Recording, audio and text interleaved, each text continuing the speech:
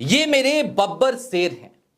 Youth Congress के उन कार्यकर्ताओं के लिए जिन्होंने कल की तारीख में भारत मंडपम में चल रहे एआई समिट 2026 में प्रदर्शन करने की कोशिश करी थी, उनके लिए इन शब्दों का इस्तेमाल किसी और ने नहीं बल्कि leader of opposition Rahul Gandhi ने किया है। वो खुल करके अब यूथ कांग्रेस के साथ खड़े हैं, यानी कि कांग्रेस का आला कमान यूथ कांग्रेस के साथ खड़ा है। लेकिन क्या वाकई में यूथ कांग्रेस ने जो किया वो सही किया?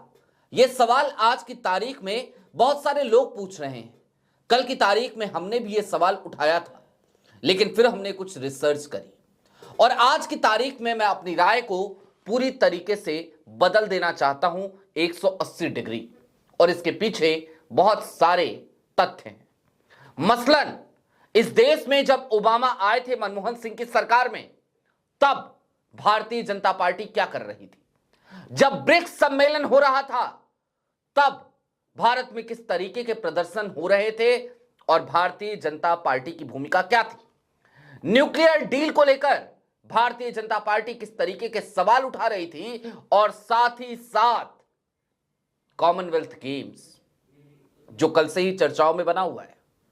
इस देश में हजारों लाखों की तादाद में विदेशी डेलीगेट्स थे। भारतीय जनता पार्टी किस तरीके के कारनामे को अंजाम दे रही थी, आज इन सारी बातों से पर्दे उठाएंगे और साथ ही साथ आपको दिखाएंगे कि फंक्शनल डेमोक्रेसी में किस तरीके से विरोध प्रदर्शनों को अनुमति दी जाती है। मसलन 2014 में जब प्रधानमंत्री नरेंद्र मोदी इस देश के सिरमौर बने और उनकी अमेरिका की पहली विजिट थी, तो वहां पर किस तरीके से प्रदर्शनकारियों को समय मुहैया कराया गया था। नमस्कार, मैं स्वप्निल और आप मुद्दा देख रहे हैं। दोस्तों, आगे बढ़ें उससे पहले वही छोटी सी अपील। मुद्दा इन दिनों एक गंभीर आर्थिक संकट से जूझ रहा है। एक तरफ हमारे मेन बैंक अकाउंट्स फ्रीज चल रहे हैं, तो दूसरी तरफ हमारे 2.5 साल पुराने चैनल को हमसे लंबे समय तक छीन कर रखा गया था। ऐसे में डे टू डे ऑपरेशंस में मुद्दा को काफी मुश्किलों का सामना करना पड़ता है। लिहाजा आपसे गुजारिश है, यदि आप चाहें, यदि आप सक्षम हो, तो स्क्रीन पर दिख रहे क्यूआर कोड या फिर के नीचे दिख रहे यूपीआई नंबर के जरिए मुद्दा की छोटी छोटी मदद जरूर कीजिएगा। अब आगे बढ़ते हैं। आज की तारीख में राहुल गांधी को काले झंडे दिखाए गए। राहुल गांधी, जाहिर सी बात है, इस देश में मोस्ट वांटेड हैं, इतने सारे केसेस हैं और अधिकतर केसेस 90% केसेस किसके हैं जानते हैं? मानहानि के। तो महाराष्ट्र के भिवंडी कोर्ट में आज उनको पेश होना था। सुबह सुबह वो मुंबई पहुंचे। मुंबई एयरपोर्ट पे उतरने के बाद वो सड़क मार्ग से बाई रोड वो पहुंचते हैं भिवंडी कोर्ट, और उस रास्ते में उन्हें बार बार काले झंडे दिखाई दे जाते हैं। बहाना एक ही था कि कल की तारीख में यूथ कांग्रेस ने एआई समिट में जिस तरीके की हरकत की है वो राष्ट्रीय शर्म की बात है। लेकिन क्या वाकई में ये राष्ट्रीय शर्म है? और अगर ये राष्ट्रीय शर्म है तो एआई समिट के शुरुआती दिन जब प्रधानमंत्री नरेंद्र मोदी वहां पहुंचते हैं और जिस तरीके के हालात वहां उत्पन्न होते हैं, तमाम लोगों को बाहर निकाल दिया जाता है, लोगों के गैजेट्स चोरी होते हैं, वो क्या था? राष्ट्रीय सम्मान की बात थी क्या? गलगोटिया यूनिवर्सिटी चाइनीज सामान को लाकर के डिस्प्ले कर देती है, कोरियन ड्रोन सॉकर को लाकर डिस्प्ले कर देती है, वो क्या था? राष्ट्रीय सम्मान की बात थी क्या? जाहिर सी बात है, निश्चित तौर पर नहीं। और अब हमने कहा था ना, राहुल गांधी खुलकर खड़े हो गए। आपकी स्क्रीन पर राहुल गांधी का ट्वीट है, आज की तारीख का ट्वीट है। राहुल गांधी खुलकर प्रधानमंत्री नरेंद्र मोदी को कॉम्प्रोमाइज्ड पीएम कह रहे हैं। Compromised PM, compromised prime minister. और इसके पीछे तर्क भी हैं, वाजिब तर्क हैं, और क्यों नहीं होने चाहिए। अमेरिका की सुप्रीम कोर्ट आज की तारीख में ट्रंप के खिलाफ यह फैसला सुनाती है कि ट्रंप को इस तरीके के टैरिफ लगाने की कोई अधिकार नहीं है। उसके बावजूद भारत सरकार को यह पता था कि सुप्रीम कोर्ट से फैसला आना बाकी है। 6-3 से फैसला आया है। तो फिर भला मोदी सरकार को इतनी जल्दीबाजी क्यों थी ट्रेड डील साइन करने की, भारत को नुकसान पहुंचाने की, 18% टैरिफ थोपवाने की भारत पे?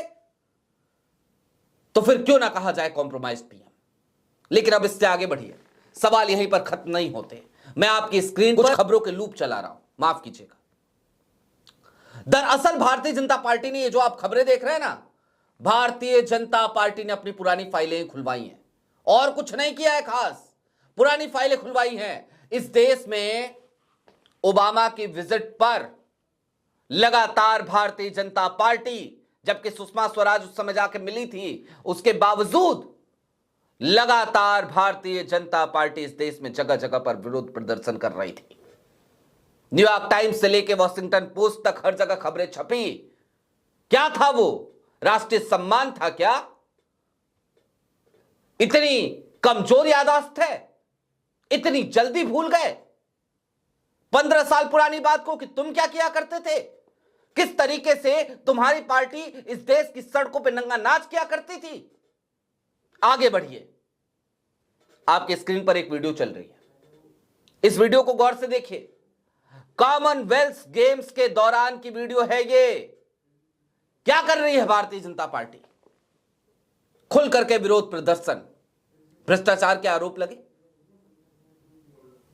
लेकिन सुरेश कालमाड़ी को बाद में क्लीन चिट मिल गई। शीला दीक्षित, सुरेश कालमाड़ी, सबके खिलाफ भोंदा प्रदर्शन भारतीय जनता पार्टी ने उस दौरान किया था। क्या था ये? राष्ट्रीय सम्मान बढ़ा रहे थे? क्या कर रहे थे? ब्रिक्स सम्मेलन 2012, देखिए आपके स्क्रीन पर एक सुर्खी है। इस देश में ब्रिक्स सम्मेलन चल रहा था और प्रोटेस्ट भी चल रहे थे। क्या था वो? राष्ट्रीय सम्मान बढ़ रहा था। जाहिर सी बात है राष्ट्रीय सम्मान नहीं बढ़ रहा था। लेकिन अब इससे आगे बढ़िए। मैंने कहा था 2014 नरेंद्र मोदी प्रधानमंत्री बनते हैं। अमेरिका की पहली विजिट, आपकी स्क्रीन पर एक हेडलाइन है। जो मोदी के सपोर्टर्स थे उनके साथ साथ एंटी मोदी लॉबी को प्रोटेस्ट करने की ना सिर्फ अनुमति मिली, ना सिर्फ समय मिला, बल्कि जगह भी मुहैया कराई गई अमेरिका में। That's called functional democracy. Donald Trump tariff लगा रहे थे, वहां की सुप्रीम कोर्ट ने हथौड़ा चलाया। That's called functional democracy. अब बात यूथ कांग्रेस की, यूथ कांग्रेस के कल के प्रदर्शन की।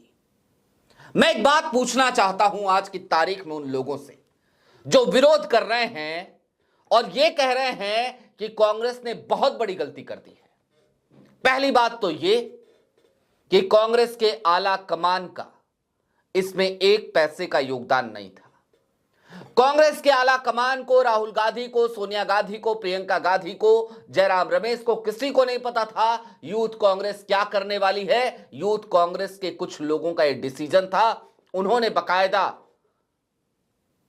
अपना रजिस्ट्रेशन कराया, वो वहां गए, उन्होंने शर्टलेस होकर के प्रदर्शन किया। लेकिन सवाल तो दूसरा है, प्रदर्शन करें तो करें कहां? कहां करें प्रदर्शन? किस जगह पे करें प्रदर्शन? किस लिए होता है प्रोटेस्ट? जाहिर सी बात है प्रोटेस्ट इसलिए ही तो होता है ताकि वो खबरें बन सके, वो सुर्खियां जुटा सके, वो नोटिस किया जा सके। खबरें और सुर्खियों से भी मतलब नहीं, सबसे बड़ी चीज है नोटिस किया जाना। क्या इस देश में आज की तारीख में विपक्ष को नोटिस किया जाता है? क्या आज की तारीख में इस देश को हाशिए पे नहीं डाल दिया गया है? क्या इस देश में आज की तारीख में मेन स्ट्रीम मीडिया वो खुल करके विपक्ष को साइडलाइन नहीं करती है? और जब भारत सरकार ही साइडलाइन कर रही हो तो बाकी चीजों का क्या? मनमोहन सिंह की सरकार के दरमियान जितने भी विदेशी डेलीगेट्स आते थे या राष्ट्राध्यक्ष आते थे, भारतीय जनता पार्टी के लीडर ऑफ अपोजिशन या फिर इनके बड़े बड़े लीडरान, उनकी मुलाकातें हुआ करती थी उन तमाम राष्ट्राध्यक्षों से, उन तमाम डेलीगेट्स से। लेकिन आज की तारीख में इस देश में कोई भी आ जाए, क्या लीडर ऑफ अपोजिशन को या फिर कि अपोजिशन को मुलाकात करने का मौका मिलता है? जाहिर सी बात है, नहीं। क्यों नहीं मिलता? क्योंकि सीधे तौर पर उन्हें हाशिए पर डाला जा रहा है। इस चीज की कोशिश की जा रही है कि विपक्ष को नोटिस ना किया जाए, किसी भी तरीके से उनकी कोई सुर्खी ना बने, उनकी कोई खबर ना छपे। तो क्या करे विपक्ष, क्या करे यूथ कांग्रेस? कहां जाए, कहां जाके प्रदर्शन करे? जंतर मंतर पे प्रदर्शन करेगा, फर्क नहीं पड़ता, कान पे जू नहीं रेंगती। एप्स्टीन फाइल में नाम आ गया, कान पे जू नहीं रेंगती। एप्स्टीन फाइल में इस देश के मौजूदा मंत्री का नाम आना राष्ट्रीय सम्मान की बात है क्या? देश के प्रधानमंत्री का नाम आना राष्ट्रीय सम्मान की बात है क्या? यह सब राष्ट्रीय शर्म नहीं है? एआई समिट में जिस तरीके का भोदेपन हुआ, पहले दिन, दूसरे दिन, तीसरे दिन, वो राष्ट्रीय शर्म की बात नहीं है? एक प्रोटेस्ट हो गया तो राष्ट्रीय शर्म हो गया? गजब की दोहरी नीति नहीं है? और मैं खुल करके उस शब्द का इस्तेमाल करूंगा आज, हालांकि नहीं करना चाहिए, लेकिन फिर भी करूंगा, या फिर नहीं करता हूं, एक संसदीय शब्द का इस्तेमाल कर लेता हूं। दोहरा चरित्र नहीं है ये।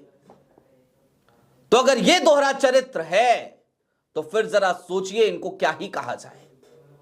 लेकिन कुल मिलाकर आज की तारीख में मैंने कांग्रेस के कुछ नेताओं से बात करी। मैंने कहा आपका स्टैंड क्या है? समूची कांग्रेस राहुल गांधी के इस ट्वीट के बाद पता है क्या कह रही है? सीधे तौर पर फंक्शनल डेमोक्रेसी बनाना है भारत को, और अगर फंक्शनल डेमोक्रेसी बनाना है तो फिर हम यूथ कांग्रेस के साथ जाकर खड़े हैं, उस प्रोटेस्ट के साथ जाकर खड़े हैं। हम अपने कदम पीछे नहीं खींचेंगे, नहीं हटाएंगे। हम खुल करके यूथ कांग्रेस के उन बब्बर शेरों के साथ खड़े हैं। यह स्टेटमेंट राहुल गांधी का भी है, यह स्टेटमेंट आज की तारीख में कांग्रेस के तमाम नेताओं का है, और होना चाहिए, होना चाहिए। और इसके साथ साथ मैं कहना चाहता हूं कि कांग्रेस को चाहिए कि और रिसर्च करे, निकाले तमाम हेडलाइंस, निकाले तमाम तस्वीरें, और खुल करके भारतीय जनता पार्टी के दफ्तरों के सामने चली जाए और जाकर के उन तमाम तस्वीरों को लहराते हुए कहे कि देखो तुमने कितनी बार राष्ट्रीय शर्म पैदा किया। और साथ ही साथ प्रधानमंत्री नरेंद्र मोदी की वो तमाम बाइट्स बड़ी बड़ी स्क्रीन पर आज कांग्रेस को चलानी चाहिए, जिनमें वो विदेशों में जाकर के भारत की छवि को तार तार कर रहे थे, कभी चीन में, कभी जर्मनी में, कभी फ्रांस में, कभी अमेरिका में। और ऐसा लग रहा था जैसे 2014 से पहले तो हम पत्ते पहन के रहा करते थे। उस तरीके का राष्ट्रीय शर्म पैदा करने का काम प्रधानमंत्री नरेंद्र मोदी ने भी किया था। अरे प्रधानमंत्री नरेंद्र मोदी तब गुजरात के मुख्यमंत्री थे, और ताज होटल पे जब हमला हुआ तो जाकर के देख लीजिएगा किस तरीके से गुजरात से मुंबई पहुंचकर वहां पे राजनीति कर रहे थे। उन तमाम तस्वीरों को देखने के बाद भी लगे कि यूथ कांग्रेस ने बहुत बड़ा पाप किया है। तो फिर आपकी बुद्धि की बलिहारी, आपकी क्या राय है? कमेंट बॉक्स में जरूर बताइएगा। अभी के लिए दीजिए इजाजत। चलते चलते फिर वही अपील, चैनल पे नए हो तो सब्सक्राइब करते हुए जाइएगा, सक्षम हो तो छोटी छोटी मदद मुद्दा की जरूर कीजिएगा। बहुत शुक्रिया।